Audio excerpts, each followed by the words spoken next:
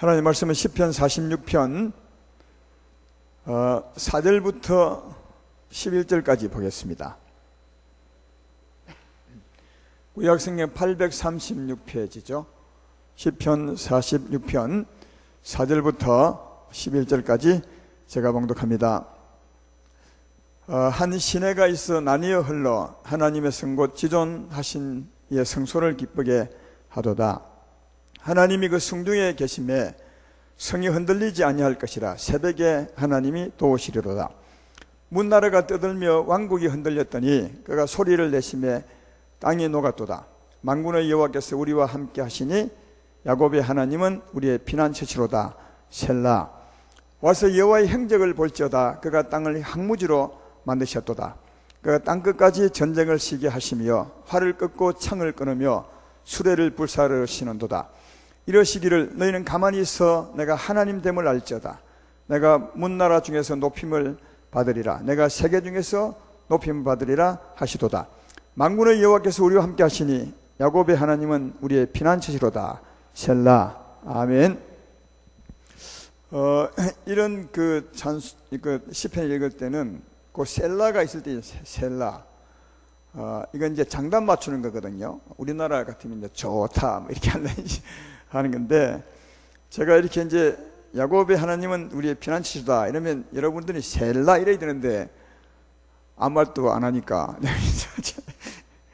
야곱의 하나님은 우리의 피난처시로다. 그래야 셀라가 무슨 뜻인지 모르죠. 좋다 뭐 이런 뜻입니다. 할렐루야 이런 뜻도 되고요. 할렐루야는 원래 아멘이 아니고요.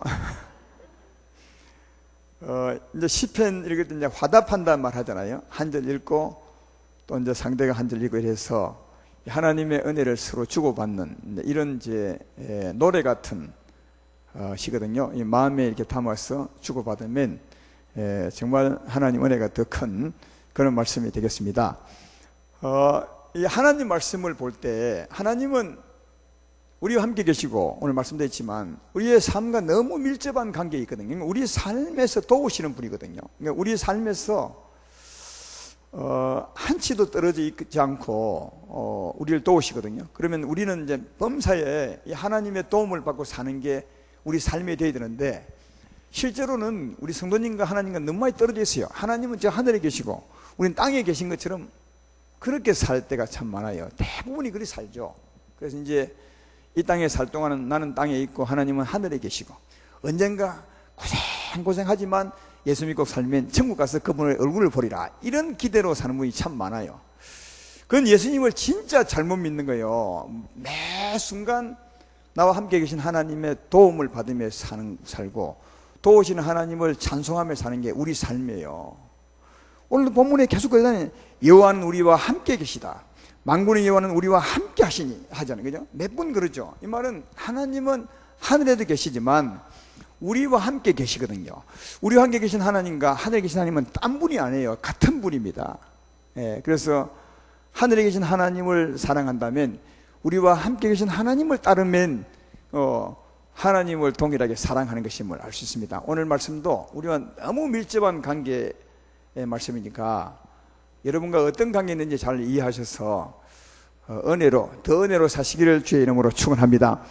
예수님이 십자가 짊어지고 난 후에, 그러니까 십자가로 우리 인생의 죄짐을, 여러분과 나의 죄짐을 다 해결하시고 난 후에 하나님이 우리에게 주는 가장 큰 은혜가 뭔지 아십니까? 뭐겠어요? 예수님이 십자가로 여러분과 나의 죄를 십자가로 담당하고 난 후에 그 다음 하나님이 우리에게 주신 가장 큰 은혜가 성령의 은혜입니다. 이게. 성령은 하나님이 영으로 오신 거죠. 그때는 하나님만 계시는데 하나님이 자기의 마음을, 자기의 생명을 이 땅에 보낸 거예요. 성령의 은혜. 하나님이 각 사람하고 함께 하려고, 임마누엘 하시려고 자기 마음, 자기의 생명, 자기의 능력을 이 세상에 보낸 거죠. 성령을 보낸 거다. 이 성령이 오심을 두고 성경은 마치 성령, 영이시니까 강물처럼 성령의 강이 흐른다고도 하고 성령의 시내가 흐른다고도 합니다. 그러니까 예수 믿고 난 후에 하나님이 성령을 이 땅에 보내셨는데 성령이 쫙 이 땅에 이제 흐르죠. 그걸 두고 이제 그 성령의 강이 흐른다, 생수의 강이 흐른다, 또는 성령의 시내가 흐른다, 이런 이제 표현을 많이 합니다.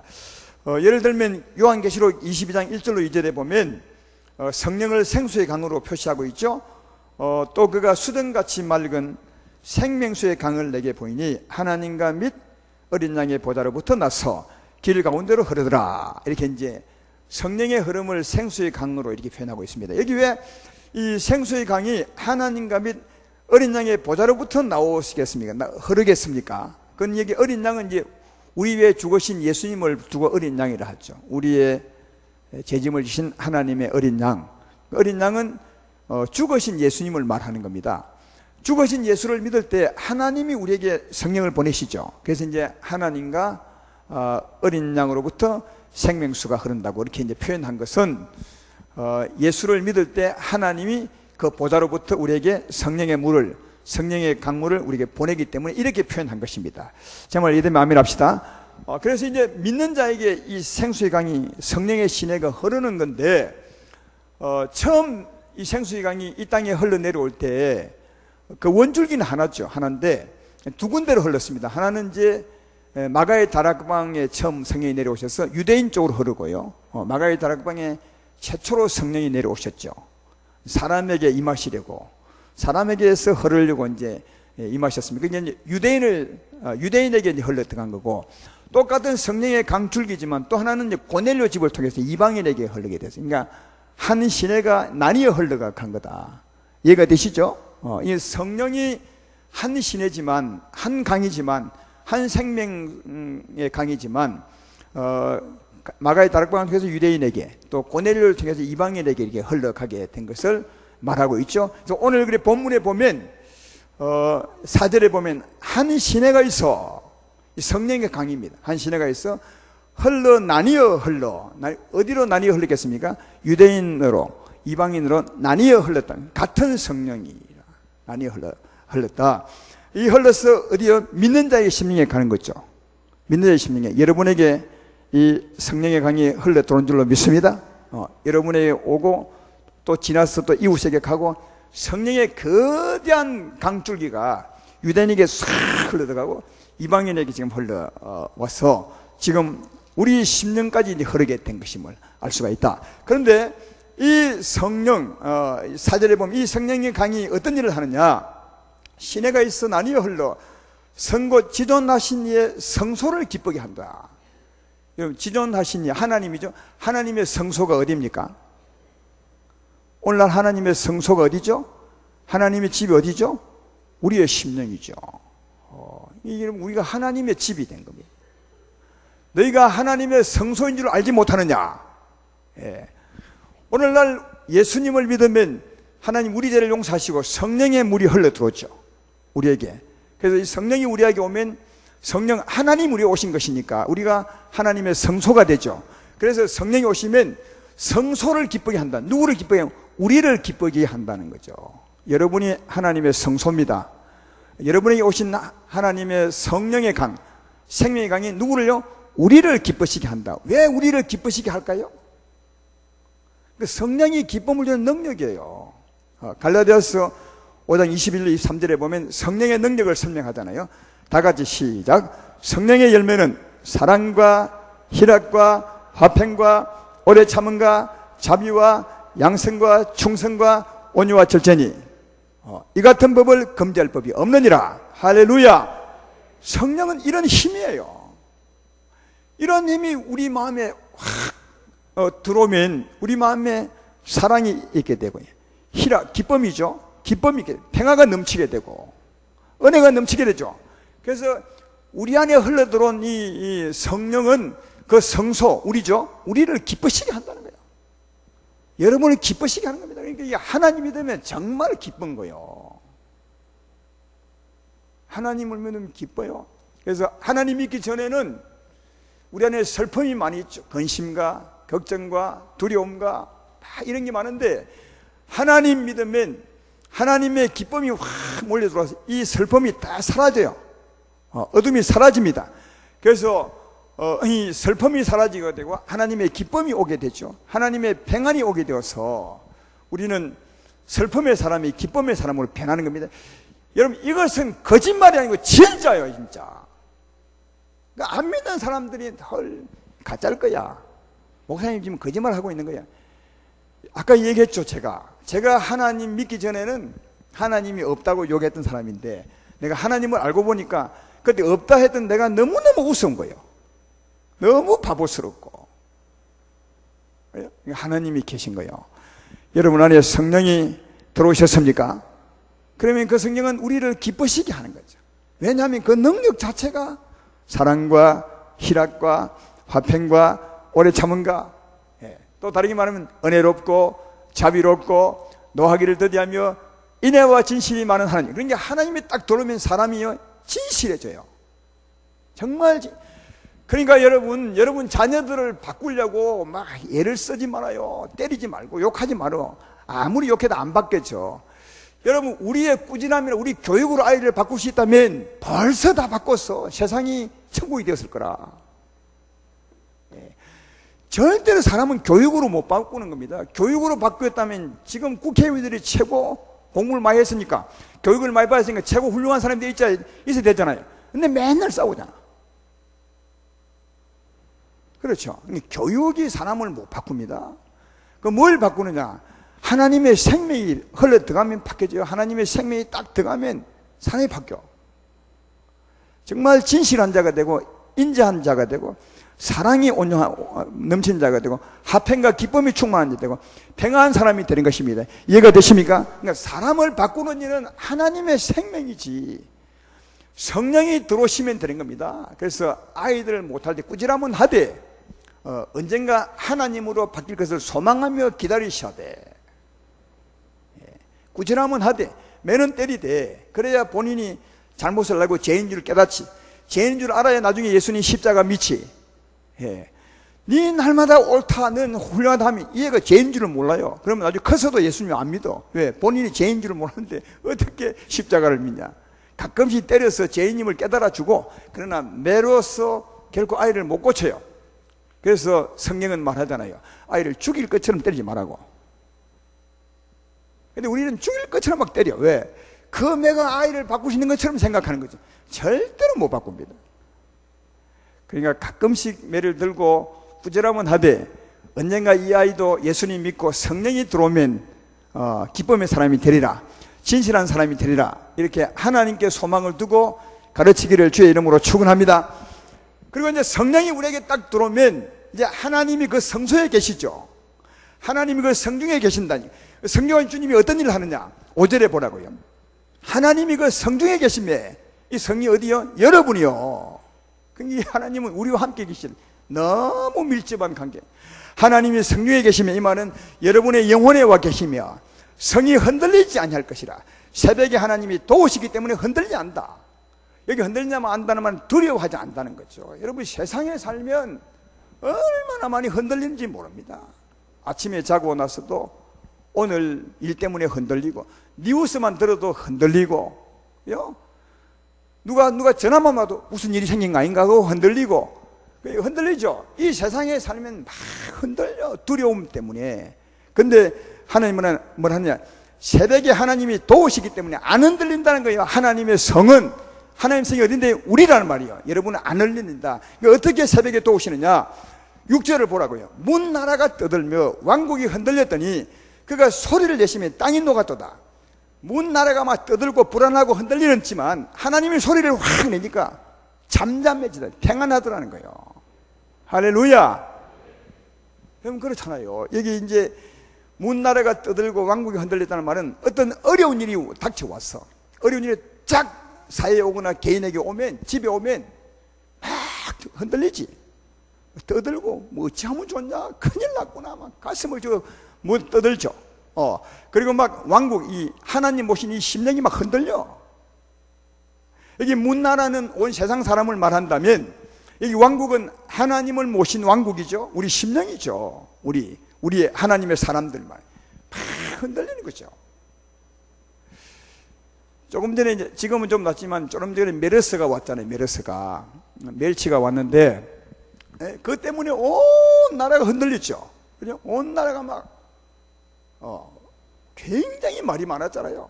뉴스 보면 막 항상 뭐 메르스 얘기고 핸드폰도 메르스 얘기고 온통 메르스로 막 온 세상이 떠들썩 했잖아요. 만약 그 가운데 하나님 믿는 사람이 있었다면, 하나님 믿는 사람 중에서도 메르스가 걸렸다면 아마 그도 이 심령이 막 요동쳤을 거라. 왕국이 흔들리는 거죠. 그렇죠? 그걸 말하는 거예요. 그 상황을 지금 말하는 거예요. 문나라가 떠들면 왕국이 흔들리는 거죠. 어려운 일로 말미암아. 예. 한 가지 예를 들면, 성경 예를 들면 사도행전 28장인가 27장이죠. 거기 보면 사도 바울이 제수의 신문으로 로마로 가요. 로마. 물론 하나님의 계획이 있었어요. 바울을 로마로 데려갈, 거기서 복음 전할 하나님의 계획이 있었지만, 또 한편으로는 바울이 제수가 되어서 로마를 가고 있는데 배를 타고 갔어요. 배를 타고. 요즘은 배가 뭐 엄청 크니까 파도가 예만치도 않을 텐데, 그 당시에는 배가 크겠어요. 범선이잖아요. 바람 타고 가는 거. 근데 출발했는데 바람이 엄청 불었어요. 강풍이 난 거지. 그 강풍 이름 아시는 분 아시죠? 이름 뭐죠? 드라큘라가 아니고 유라굴라. 유라굴라가 일어났어요. 그러니까 바람이 너무 많이 불면 이 돛을 다 끊어버려야 돼요. 왜냐하면 바람이 너무 세면 돛 때문에 배 넘어가 버려요. 그러니까 돛을 다 끊어버리고 버리셔야 되고, 배 무게에 나오는 것은 전부 다 버려버려야 이 배가 좀 더 뜨는 거죠. 안 침몰 안 되는 거죠. 그래서 바람이 너무 부니까 견딜 수가 없어서 배 물건을 전부 다 버렸어요. 배 젓는 물건도 다 버리고 음식도 다 버리고, 우선 사람이라 살아야 되니까. 그래가지고 이제 배가 움직일 수도 없고 바람에 막 밀려 다니는 거죠. 추풍낙엽처럼 큰 파도에 언제 파손될지 모르는 그 행편으로, 이런 행편으로 며칠 산다 하십니까? 무려 14일 동안. 얼마나 두려웠겠어요. 그 사람이 276명이, 바울을 데리고 가는 그 군인들과 함께 단 사람들이 276명이라. 276명이 오늘 죽을지 내일 죽을지 모르는 그 파도 속에서 얼마나 두려워했겠어요. 한번 생각을 해봐. 여러분이 거기 있다면. 어떤 분들은 막 고함을 쳤을 것이고 겁에 질려 자절했고 기절한 분도 있었을 거라. 굉장히 문나라가 아마 소동한 거죠. 그 안에서. 아마 사도 바울도, 하나님 오신 사도 바울도 그 행편 되면 정말 두려워했을 거라. 안 그렇겠어요? 하나님 사람이라도, 사람이면 뭐 거기 그 파도는 안 맞습니까? 다 파도 맞고 한 보름 동안 거의 막 굶다시피 하고 언제 죽을지 모르는 그 행편에서 얼마나 두려웠겠습니까? 예. 오늘 상황이 바로 그런 상황이에요. 우리가 살면서 그런 상황을 만난다는 거죠. 오늘 6절에 문나라가 떠들며 왕국이 흔들렸다마는 그런 상황이라. 그런 상황. 예. 이 바울이 만난 그런 상황이죠. 여러분, 이런 상황이 하나님이 어떻게 하느냐? 6절 후반부에 보라고 해요. 그가 소리를 내시면, 이거 누구죠? 하나님이죠. 하나님이 소리를 내시면, 말씀하시면 땅이 녹았도다. 하나님이 딱 말씀하시니까 그 두려웠던 마음이 잔잔하게 된다는 거예요. 예. 하나님이 우리가 흔들리지 않게 한다. 우리 마음에 평안을 준다는 거죠. 여러분, 아까 조금 전에 사도행전 얘기했지만 그 두렵고 떠는 가운데 하나님이 쫙 말씀합니다. 그 후에요. 어떤 말씀을 하냐면 사도행전 27장 24절에 나오죠. 이렇게 말해요. 어느 날 밤에 하나님이 하나님의 천사를 보내사 이렇게 말해요. 바울아, 두려워하지 말라. 내가 가이사 앞에 이 가이사는 로마 왕이죠. 내가 로마에 가야 되겠고 또 하나님께서 너와 함께한 모든 사람을 다 내게 주셨느니라. 이 말 들으면 사도 바울이 어떻게 했습니까? 마음이 팍 놓이죠. 예. 하나님이 말씀하시면 소리를 바라면 그동안 우리 마음에 두려움이 막 용솟음 쳤죠. 두려움이 우주성처럼 막 마음에서 솟아났는데 하나님 말씀을 쫙 하면 잠잠해지는 거죠. 하나님이 소리를 바라시며 땅이 녹았도다. 여기 땅은 마음이에요. 막 두려움이 소용돌이 쳤던 그 마음이 착 잔잔해지는 거죠. 하나님 말씀하시면. 그 말이요. 이런 상황에 여러분도 아무리 간 작은 여러분도 믿음이 별로 없는 여러분일지라도 하나님이 딱 바울아 두려워하지 말라. 내가 가이사 앞에 서야 하겠고 또 하나님이 너와 함께 모든 사람을 다 내게 주었느니라. 염려할 필요가 없죠. 그래서 이 말씀 듣고 바울이 마음이 편안해졌죠. 그리고 이제 그 많은 사람에게 많은 사람을 모아놓고 말합니다. 여러분들이여 내 말 들어보시오. 어제 저녁에 내가 생긴 하나님께서 내게 나타나서 말씀하시기를 바울아 두려워하지 말라. 내 사람과 함께 다 로마에 가리라 하였으니 이제는 염려할 것이 없습니다. 다 그렇게 말해요. 그 이후로 성경의 기록은 아니지만 다만 평안했을 것이라. 하나님을 안 믿는 사람도 그 말 들었으면 평안했을 것이라 저는 그렇게 생각이 되죠. 문 나라가 떠들고 왕국이 흔들리지만 하나님 말씀 쫙 하시면 그냥 편안해지고 잔잔해지는 거다. 우리를 평안케 하시는 하나님의 말씀이십니다. 하나님 말씀이십니다. 그 말씀하는 거예요. 창세기 14장에 보면 어떤 일이 있냐 하면 그 소돔과 고모라와 그 다음 그돌라오멜의 연합군하고 싸웠어요. 그 당시에 그돌라오멜의 연합군이 가장 그 지방에서 강한 나라였어요. 엄청나게 강한 나라였는데 소돔과 고모라가 어느 날 이제 반기를 들죠. 그돌라오멜 그 왕국에. 왜냐하면 그 사람들이 행포가 너무 심하고 세금을 막 갖다 바쳐야 되고 하니까 소돔과 고모라 왕이 좀 힘을 키워가지고 그돌라오멜 왕에게 반기를 들어서 싸움이 벌어졌어요. 그 싸움에 누가 이겼습니까? 그돌라오멜이 이겼어. 소돔과 고모라 졌다니까요. 그때 거기 누가 있냐면 누굽니까? 그 아브라함의 조카 롯이 거기에 가 있었다고 해요. 그 소돔과 고모라 땅에. 그래서 롯과 롯도 잡혀갔어요. 그돌라오멜에게. 재산도 다 빼앗기고. 이 소식을 아브라함이 들어. 아브라함이 자기 삼촌 아니겠습니까? 이 롯이 이놈이 자기 삼촌을 배반하고 소돔과 고모라를 갔지만 그래도 아브라함은 하나님의 사람이라 롯을 그렇게 방치해둘 수 없거든요. 그래서 이제 밤에 아브라함이 자기의 가병, 집에서 기른 그 군사들이죠. 그 당시에는 법이 없으니까 가병, 자기 군사를 많이 이제 키웠어요. 아브라함의 가병이 318명인데 318명을 데리고 그돌로면 그 거대한 군대를 치러 가는 겁니다. 대단하죠. 그래서 이제 아마 기습 공격을 했겠죠. 해서 그돌로멜 군대가 모르겠어요. 아마 이겼으니까 술 마시고 아마 그렇게 안 했겠어요. 그래 가서 다 쳐부시고 롯을 다 재산을 다 찾아왔어요. 거기까지는 참 좋았는데 하나님의 은혜로 찾아왔으니까 진짜 하나님의 은혜죠. 그돌로멜 대단한 대군인데 318명이 가서 이겼으니까 하나님의 은혜입니다.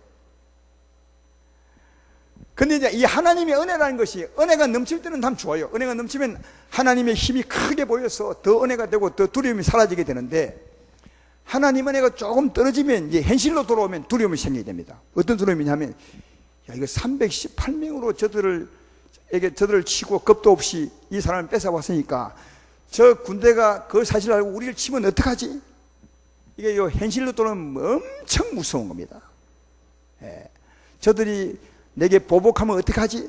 그러니까 하나님의 은혜가 넘치면 하나님의 힘이 굉장히 크게 보여서 오히려 더 은혜 가운데는 두려움이 없지만 은혜가 좀 떨어지면 굉장한 두려움이 엄습해 오는 거예요. 보복 때문에.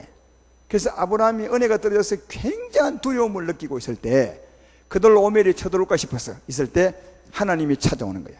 하나님의 사람에게 하나님이 찾아오시는 거예요. 여러분에게 틀림없이 이럴 때 하나님이 찾아오십니다. 창세기 15장 1절에 이렇게 말하죠.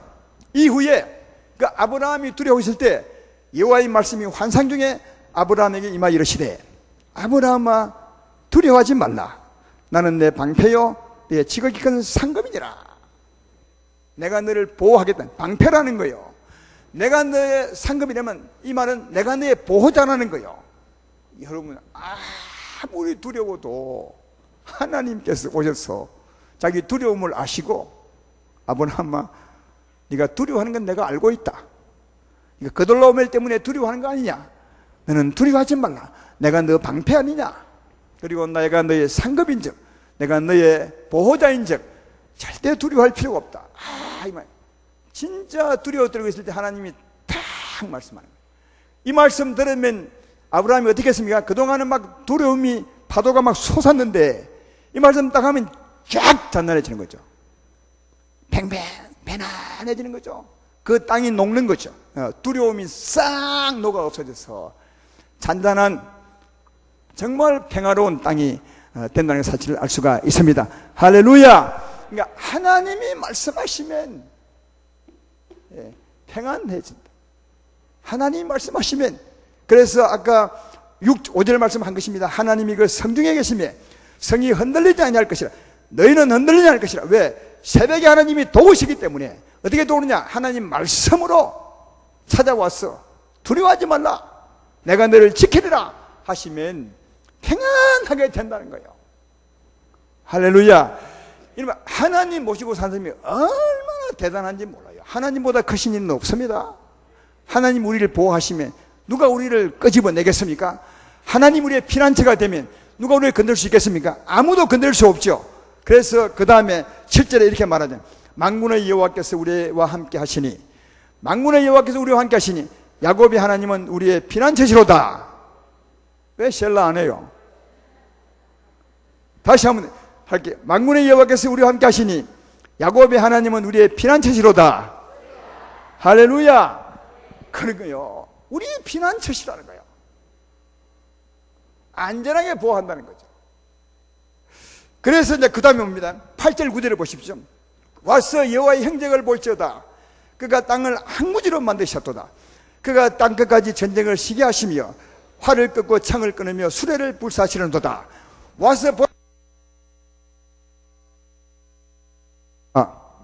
와서 하나님이 하신 일을 보라는 거예요. 하나님이 어떤 일을 했습니까? 아까 말씀으로 쫙 잔잔하게 한 거죠. 그죠? 와서 하나님이 하신 일을 보라. 와서 우리를 보라. 이 말, 우리를 보라. 아까 얘기했던 것처럼 보라고요. 이 어려운 일을 만나면 이 땅에, 이 마음의 땅에서 막 두려움이 막 솟아오르죠.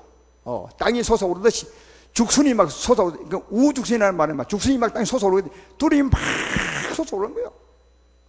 근데 와서 보라는 거예요. 어떻게 해요? 하나님이 말씀하시면 이 황무지가 됐다는 말은 전부 초토화시키는 거예요. 그 두려움을 초토화시킨다. 솟아났던 두려움을 황폐시킨다는 말이죠. 이 말은 두려움을 다 제거해버렸다는 말이요. 이 황폐하라는 말은 그런 뜻입니다. 이해가 되시죠? 하나님이 오셔서 내 마음에 솟아났던 두려움의 땅, 두려움의 가시나무, 두려움의 파도를 이 황폐케 시켜보는 걸 보라. 그래서 잔잔하게 만든 것을 보라. 다시 말해, 나를 보라. 조금 전까지 얼마나 내가 두려워했느냐. 그러나 내가 지금 잔잔한 것은 하나님의 역사라. 그렇게 말합니다. 근데 여러분, 우리가 살다 보면 두려움만 솟는 것이 아니라 어떨 때는 분노가 솟죠. 분노가. 조금 전에는 어려운 일로 말미암아 두려움이 막 솟아나지만 어떨 때는 이웃과의 관계에서 분노가 막 솟아나죠. 네, 그렇죠? 분노가. 그때는 막 우리 마음에 막 전쟁이 벌어져요. 전쟁이 우리 마음, 여러분 마음에 그럴 때가 많죠. 우리 마음에 막 전쟁이 벌어져가지고 내 마음에서 막 이웃을 화를 쏘고 칼을 들고 막 저 새끼 이제 죽여버려야지 막 화를 그래 하죠. 손 들어봐. 다 그러죠. 이게 우리가 살다 보면 이웃과의 관계에서 전쟁이 화를 쏘고 막 굉장히 이 마음에.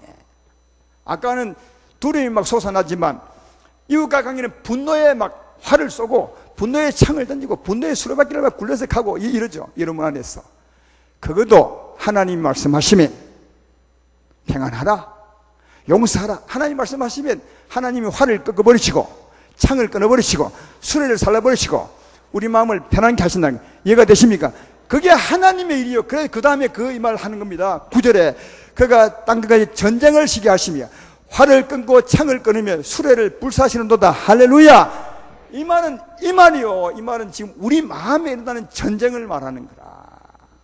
우리 마음에 일어나는 두려움을 하나님이 황폐케 시켜버리고 우리 마음의 전쟁, 우리 마음에 활을 쏘고 칼을 들고 싸우는 우리 마음의 화살을 끊어버리고 창을 깨어버리고 수레바퀴를 불탈라버려서 우리 마음을 평화하게 한다는, 평화하게 분노를 잠재운다는 말, 우리 하나님 말씀이.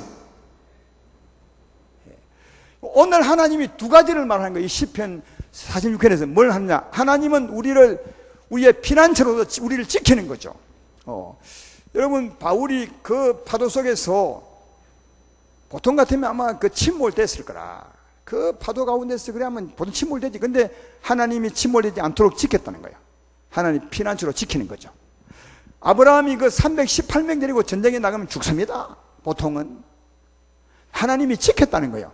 그게 여러분 하나님이 우리의 피난처라는 거죠. 할렐루야. 피난처요. 여러분 하나님은 하나님의 자녀들을 그냥 버리지 않아요. 세상에서 우리가 잘 사는 것은 여러분의 힘인 것 같지만, 재수가 좋아서 그런 것 같지만 절대 아니고 하나님이 함께 하십니다. 여러분을 지킵니다. 하나님 우리의 피난처라는 거죠. 피난처. 못 건드려요. 그래서 저는 비행기 같은 거 하나 차를 버스 하나 타고 가면 그런 기도합니다. 여러분은 나 때문에 살았다고. 하나님이 나를 지키기 때문에 버스가 안 다칩니다. 비행기 타고 가면 하나님은 나 때문에 비행기 잘 갑니다. 이런 믿음이 있으셔야 돼요. 우리는 하나님의 자녀입니다. 그러니까 아브라함 때문에 아브라함의 가솔들이 다 산 것처럼, 그죠? 아브라함의 가병들이 다 산 것처럼, 또 그 바울 때문에 276명이, 바울 제하면 275명이 산 것처럼, 하나님 사람은 하나님이 지키니 하나님이 우리의 피난처가 되시죠. 또 피난처가 되실 뿐 아니라 실제로 하나님 말씀하셔서 우리 가운데 두려움을 제하는 거죠. 또 분노를 제하는 거죠. 이 말 이해되십니까? 두려움의 파도를 하나님이 잔난케 해버리시고 분노의 창을 끊고 분노의 화살을 부러뜨려 버리는 거죠. 여러분, 우리만 지키면 뭐 합니까? 우리 마음에 두려움이 솟아오르면 연연히 두려워 떨 수밖에 없는 거 아니겠습니까? 우리를 지킬 뿐 아니라 어려운 상황에서 우리 마음의 두려움을 제하고 우리 마음의 분노를 끊어버리셔서 지키기도 하고 우리 마음의 평화가 넘치게 하는 것이다. 이게 하나님의 역사입니다. 이걸 두고 다르게 말하면 하나님의 힘이라는 거예요. 말씀의 힘으로 우리를 평안케 하고 하나님이 우리 피난처로서 우리를 지키는 거죠. 그래서 우리가 어려운 일을 당할 때 하나님이 우리 피난처 되시고 우리의 힘이 되기 때문에 염려를 하지 않는 거죠. 그래서 46편 1절을 보라고요. 하나님은 우리의 피난처시요 힘이시니 환난 중에 큰 도움이시라. 다시 읽어볼까요? 하나님 우리의 피난처시요 힘이시라. 하나님은 두 가지라는 거예요. 우리의 피난처일 뿐 아니라 우리의 힘이시라. 그래서 환난 날에 큰 도움이시라. 그러므로 땅이 변하든지 산이 흔들려 바다 가운데 빠지든지 바닷물이 솟아나고 뛰놀든지 그것이 넘침으로 산이 흔들리는지라도 우리는 두려워하지 아니하리로라. 왜? 하나님 우리의 피난처가 되시고 우리의 힘이 된다. 아무리 요동해도 메르스가 돌아다니도 하나님 믿으면 우리를 지켜줄 줄로 믿습니다. 만인이 넘어지고 천인의 곁에 넘어져도 하나님 백성은 하나님 지킨다 하잖아요. 그리고 우리 마음에 하나님의 말씀으로 두려움을 제해버리는 거예요. 분노를 제해버리는 것이요. 그리고 우리 안에 있는 성령의 셈이 우리를 기쁘시게 하기 때문에 어떤 어려운 가운데서도 우리는 평안할 수 있죠. 담대할 수 있죠. 왜? 하나님이 우리의 힘이시고 우리의 피난처시기 때문에 그렇다. 근데 이게 제일 중요합니다. 언제 도우신다고요? 아까 언제도 이게 제일 중요해요. 5절에 보면 하나님이 그 성령에 계심에 여러분 안에 계심에 흔들리지 아니할 것이라. 왜? 새벽에 하나님이 도우신다. 새벽이 언제 도우죠? 아니 우리의 어려움은 말이죠. 낮에 있는데 새벽에는 주무시는데 새벽에 여기 새벽은 뭐 새벽은 여기 상징적인 단어죠. 새벽에 가장 어두울 때입니다. 여러분 하루 중에 가장 어두울 때가 언제인지 아십니까? 새벽입니다. 동택이 바로 전에 가장 어둡습니다. 이 말은 우리가 가장 힘들 때 그리고 그 말 속에 또 하나 포함되어 있는 의미는 뭐냐? 힘들 때 하나님을 의지할 때 그때가 새벽이란 말이에요. 새벽에 오늘 이 밤이 여러분의 새벽이 되기를 주의 이름으로 축원합니다. 가장 힘들 때 그때 하나님을 의지하여 기도할 때 그때가 새벽이요. 새벽에 도운다는 말은 그죠? 어려움 가운데서 하나님을 의지하고 기도할 때 그때가 새벽입니다. 그때 하나님이 도우신다고 지금 말씀하고 계신 것이죠. 따라서 오늘 이 밤에 어떤 어려움에 있는지 모르겠지만 염려는 주께 맡겨버리시고 주 앞에 기도하시기를 주의 이름으로 축원합니다. 아마 사도 바울이 그 풍랑 가운데서 얼마나 기도했겠어요? 제가 보기에는 기도 엄청 해줄 것입니다. 하나님 나를 로마로 가라 하시더니 여기 물 가운데서 나를 죽이려 하십니까? 어찌된 일이십니까? 이 많은 백성들이 있습니다. 그리고 하나님 나를 로마로 보낸다 하지 않았으면 내가 주님을 믿습니다. 엄청 기도했겠죠. 새벽에 기도했을 거 아니겠습니까? 그때 하나님이 정말 적당한 때 딱 오셔서 말씀하시죠. 여러분 적당한 때 하면 여러분들은 이렇게 말할 거 아닙니까? 아니 진작 파도 치기 전에 오시지 왜 파도 다 치고 난 뒤에 오셨는가 하겠지만 여러분 이 하나님의 뜻이 있습니다. 바울은 제수로 잡혀가는 겁니다. 제수 잡혀가려면 그 270명 자기를 잡아가는 이 사람들을 바울이 거느려야 합니다. 바울이 거느리려면 바울의 하나님의 역사가 있으셔야 돼. 그러려면 진짜 죽도록 고생 이젠 죽었구나 하는 순간을 지나야 그 다음 하나님의 도움이 그들에게 먹혀 들어가는 거죠. 그래서 이 후에 275명이 이 바울의 사람이 됩니다. 하나님이 그것 만드시려고 어려움을 준 거죠. 우리도 살다 보면 하나님의 일을 위해서, 우리 때문이 아니라 하나님의 일을 위해서, 또 이웃을 위해서 어려움이 올 때가 있습니다. 아시겠습니까? 그때는 좀 참으시면 됩니다. 하나님 반드시 역사할 것이라 믿음으로 기도하시면 그 새벽에 하나님이 도우실 줄로 믿습니다. 반드시 하나님이 여러분을 지킵니다. 절대로 안 죽습니다. 여러분을 보호합니다. 하나님은 우리의 피난처시기 때문에 보호합니다. 그리고 딱 때가 되면 말씀으로 역사해서 우리 마음의 두려움을 잠재우십니다. 분노를 잠재우십니다. 우리 마음을 황폐케 하시고 편안하게 할 줄로 믿습니다. 그래서 우리의 참 도움이 되죠. 따라서 사랑하는 여러분, 우리가 어려울 때 우리를 도우는 이는 여러분의 힘입니까? 하나님이십니까? 여러분의 힘입니까? 하나님이십니까? 여러분의 노력입니까? 하나님의 힘이십니까? 순전히 하나님의 힘이요, 하나님의 노력이고 하나님이 다 지키는 거죠. 천사를 파송해서 그 파도 속에서 절대로 전복하지 못하도록 하나님 막 지키는 거죠. 파도 속에. 왜? 하나님 피난처시니까. 아브라함이 전쟁 나갈 때 하나님의 사자도 같이 가는 거죠. 그래서 아브라함을 건드리지 못하도록 다 지키는 거죠.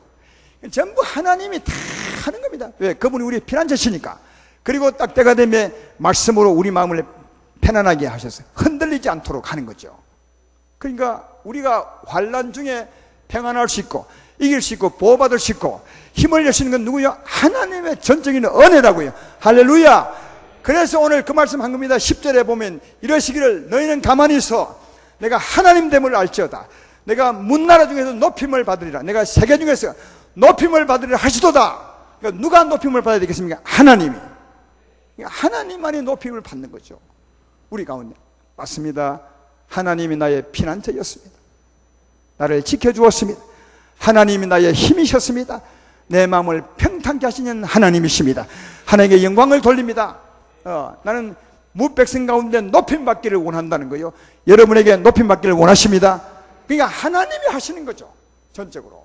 따라서 환난 가운데 우리가 할 일은 전적으로 하나님을 믿고 의지하는 길입니다. 왜? 하나님이 하시니까요. 이 밤에 여러분의 어려움을 생각하시고 기도하십시오. 하나님을 바라보십시오. 여러분의 피난처가 되어줄 줄로 믿습니다. 그리고 하나님 말씀하시죠. 그때 우리 하나님의 이름을 찬송하시기를 주의 이름으로 축원합니다.